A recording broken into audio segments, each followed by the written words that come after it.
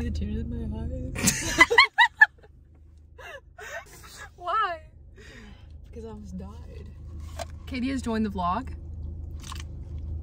We are on our way to go to my cousin's farm and we are gonna go ride horses hopefully and see her new puppy, and I'm really excited. We got Jack, so we got the goods. Katie, I'm gonna interview you really quick. Okay. Well, one moment. You gotta focus. I don't know how to get there from here, or the best way to get there from Okay, here. calculate. It's not working. Okay, Katie. So, you're multitasking right now, so I apologize, but what is something really good that you've read recently? That I've read recently. Mm-hmm. Well, does audiobooks count? Yes. Okay, I really like Serpent and Dove. That's the most recent, like, series. I read both of them. Yes. Or listened to both of them on audiobook because I've been working and haven't had a lot of time to read, but that is going to be changing soon. Yeah. I'm excited.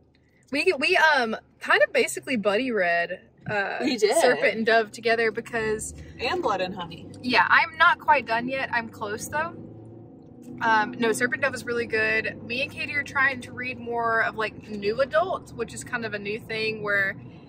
What is the age range of like the main character for new adult? I think it's like 18 to like early 20s. Yeah. Or mid 20s or something.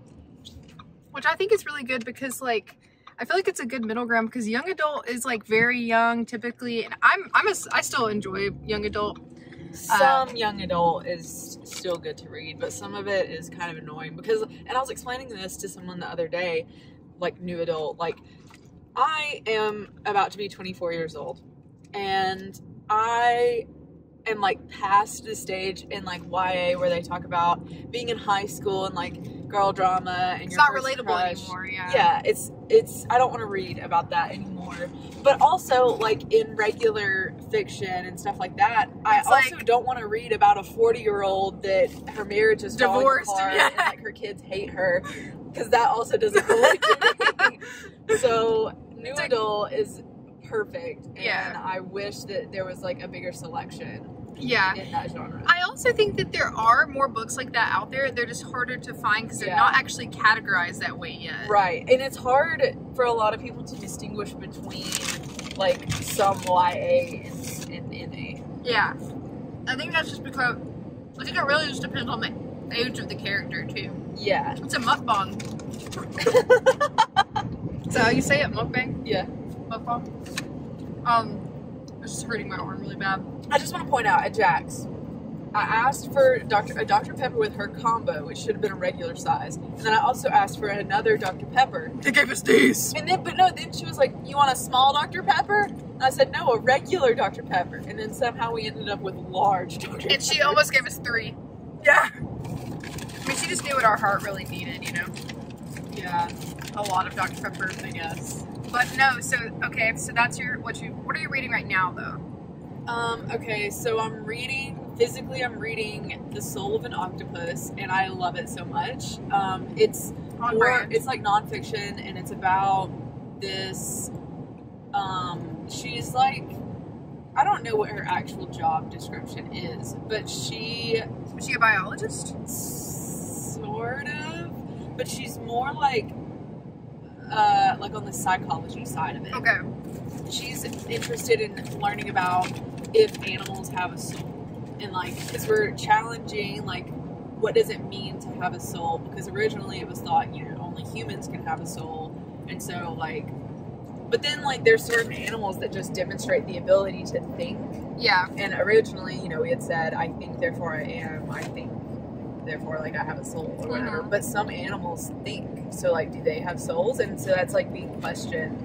And she's talking about the octopus, and it's really cool because I think there's also a stigma around octopuses about how they're like gross and terrifying and killers, and I mean they're a wild animal, they can be dangerous, but like this book opened up like a whole new side of octopuses that I never even thought about, and so I love animals and biology, and so it's really cool for me to learn about. Oh my god! So I'm reading that, and I just started this morning actually, Odd Thomas. It's a Dean Koontz book. I've never read anything by him. Yeah, my friend recommended it to me. He also let me borrow his copy of Watchers by Dean Koontz, and that was the first Dean Koontz book I read, and it was amazing. He keeps telling me to read it. It's so good. I've got so much on my It is TBR. so good. There are very few books that I've ever read that have made me cry, and Watchers is one of them. Every book makes me cry. It has everything. Like, that book literally has everything. Would you say it's in like your top 5? Yes. Oh, nice. Yes. I'll have to read it now. Just, that book made me feel all of the emotions. Like, it got my heart rate up. Aww. Well, that's good. Right now, I'm physically reading The Night Swim. I don't know if I've talked about that on here yet, but it's really good. It's about this woman who is like a true crime podcaster, and there's this person who, like, the podcast is pretty famous, so she has like a producer that like takes in all of her emails and all that. And there's this like person they think is like a crazed fan who's like emailing them. And she really wants this lady to cover her sister's case. And I don't know like much more about the plot. I don't really like to know like a whole lot going into like a thriller or like a mystery, just so like everything's surprising. And so that's kind of like what I know so far. I'm only like 100 pages in. It's like 300 or 400 pages. It's not too long. And then I'm finishing the audiobook of Blood and Honey. And I loved Serpent and Dove, just like Katie said, but this one for me is just not hitting the same. Katie says it gets better. I'm like 82% done though. Well, I think the ending of Blood and Honey, I think people are either like cool with it, you know, and they're like, I haven't finished it yet. So. Yeah, like whatever. And then there are a lot of people that have issues with it. There's a third one though, Gods and Monsters, but I don't know if it's out yet. I couldn't remember if it either just came out. Personally, really hoping that this third book ties it all together and like it's a good resolution. Yes, I really hope that. Okay, now I'm scared to end. Everything right now, no spoilers or anything, but everything right now in Blood and Honey seems like really good at this point. It's just like the middle part that was kind of like, I don't know. It got like more into like political, like the politics of the world. I really like how they do the magic in this world though, like the strains. I think that's really cool. I love Reed. Love him. So yeah, that's basically all. We're gonna maybe vlog some while we're here, and we'll get back to you. Do you have anything else to say, Katie? You have any other rants you want to go on while we're here? Oh, you can talk about your distaste for Stephen King.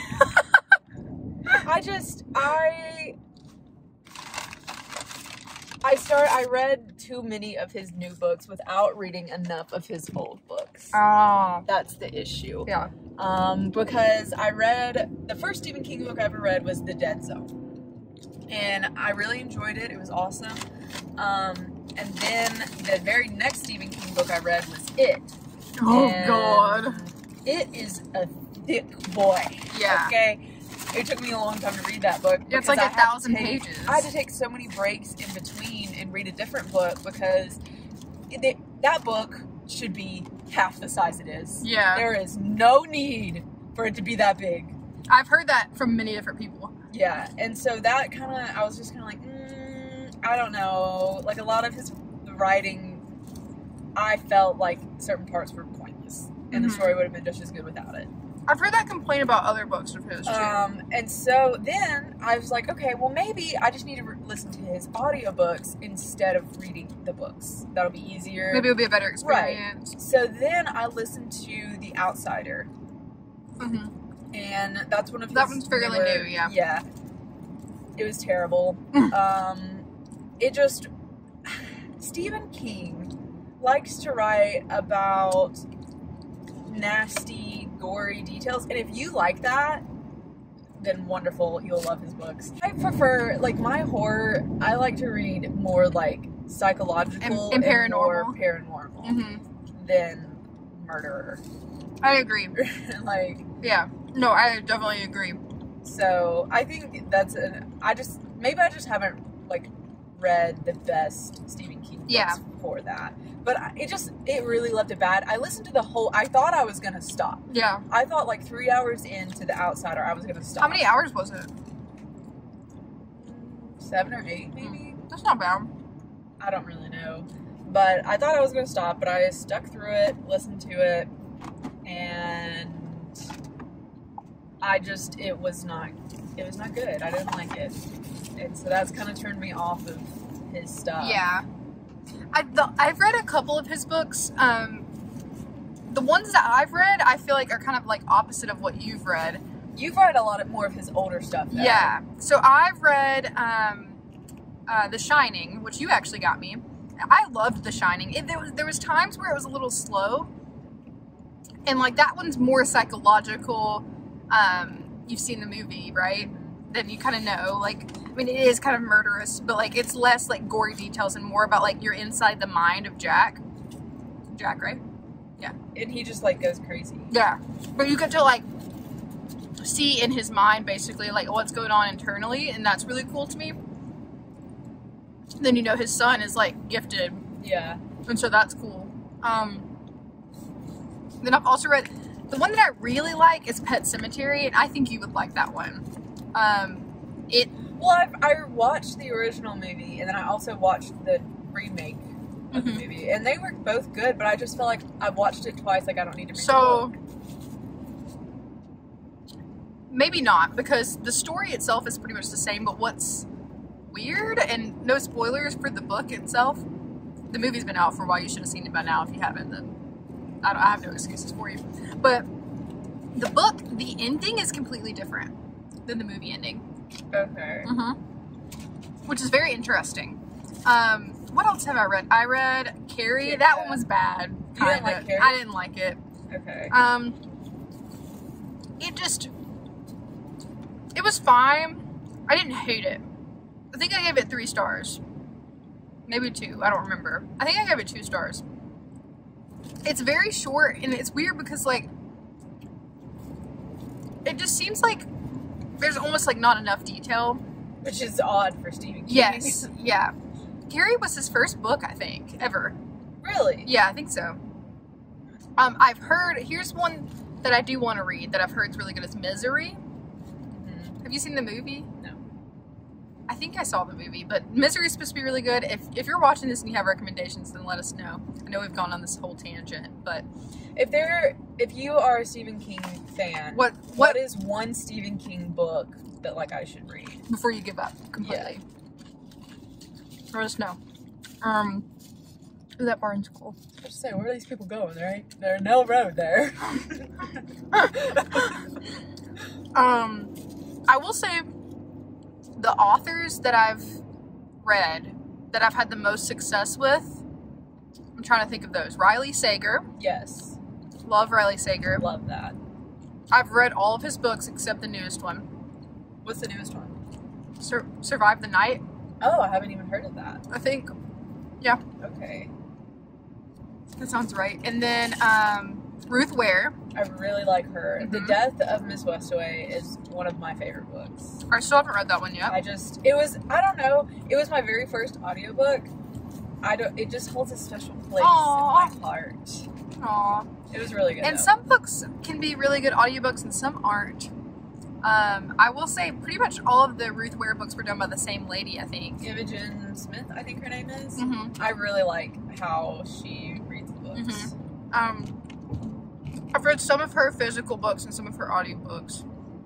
Riley Sager, I think my favorite is either Final Girls or Lock Every Door. I really liked Home Before Dark. I really liked that one too. That's why I say I have a lot of success with his books. I haven't read The Last Time I Lied or Final Girls yet. The Last Time I Lied, I didn't love. That was probably my least favorite one. I think that's his first one. Final Girls is like one of my favorite. It was one of my favorite reads of last year. It was on like my top list. Trying to think of any other authors. What are some authors that like you know you're gonna like the book that they have? Well, both of those that you mentioned. Yes. And then I really like Andy Weir, the guy that wrote The Martian. Oh yeah. I really liked how he wrote The Martian, and he has a new book out called Artemis. Yes, I saw that. And I'm really interested in reading that. Mm-hmm. So, I haven't read The Martian. It's so good.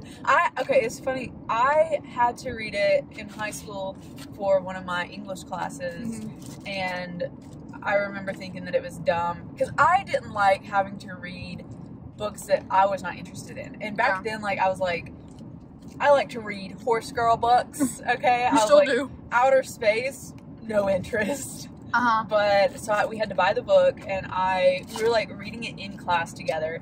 And she was like, "Okay, read chapters like 1 and 2 by this day or whatever."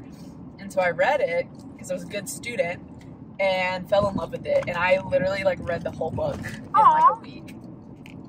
I've heard that it's really so good. If you want to borrow it, I have it. Definitely, for sure. I'm starving. Yeah, I saw that new book actually at the thrift store. I think it was only like $1.50. You should have got it. I didn't know. Okay, well, we'll have to go back and get it. Maybe I don't know how new it is, but wait, maybe I saw it. I don't remember if I saw it at the thrift store or at Second Charles the other day. I saw it the other day at Barnes and Noble. Oh, that means it's pretty new then. Probably. Yeah.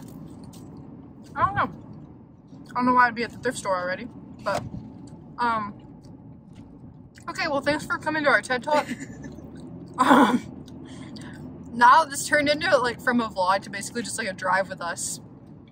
I like this. We'll have to do this more often. often. I have to break this video into 2 videos. This is a series. Alright. Oh god. It's a fat sharp turn. Oh my god. Okay, alright, we'll be back maybe. I don't know, we'll see. Alrighty, so we're ending the day with full peanuts, as we should. Got them on deck. We had a great riding day. It was awesome. I took some clips that I'll include. Got to hold a cute puppy.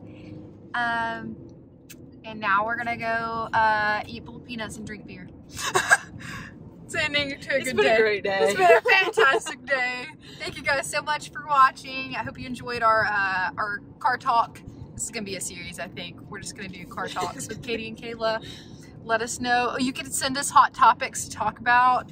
Oh God! Don't lose the peanuts. Oh no! Look at this. Oh, they're loaded down. Bye guys. Bye.